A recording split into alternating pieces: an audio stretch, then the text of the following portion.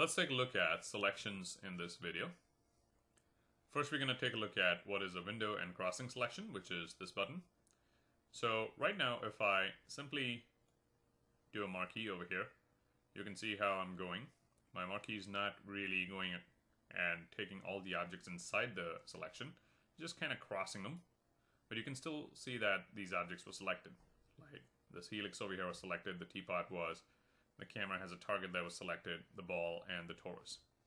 And the reason for that is, that's because I was on the crossing selection. Now, if I were to click this, I'm on the window selection, and now if I was to do the same thing, let's say even with this, just this teapot and maybe that camera target right there, you can see nothing's getting selected.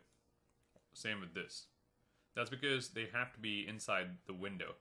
So if I just go like this now, you can see that these two were selected. But if I was to go here, and if I was to take this bone over here, it's not getting selected. The bone was selected, but this guy wasn't. But same thing if I was to go back to my crossing, you can see even this bone got selected. So even if I just crossed this way, you can see that everything got selected over here. That was crossing that selection. So that's your window and crossing. Also, you can select by just, the select tool. Also the move, rotate, scale, those tools, you can select with them too. So you can be on the move tool, but you can still select an object. So you can just click on an object and select them too.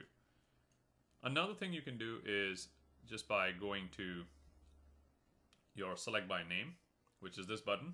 H is the hotkey for that. And it opens this dialog box.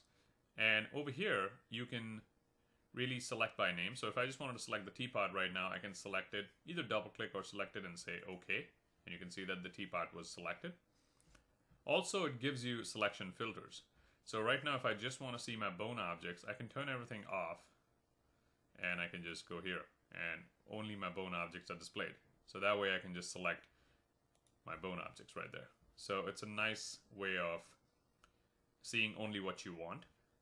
One more thing I want to show you is locking your selections. So if I had my teapot selected and if I lock it, that allows me to just lock the selection to that object, which means that I cannot really select any other object. So you got to be careful about that too, because sometimes you can have your selection locked and you are trying to select something and nothing's getting selected. So you can accidentally do that because the hotkey really to activate that, the toggle is your spacebar. So sometimes people will do a spacebar by mistake and your selection will be locked, so keep in mind.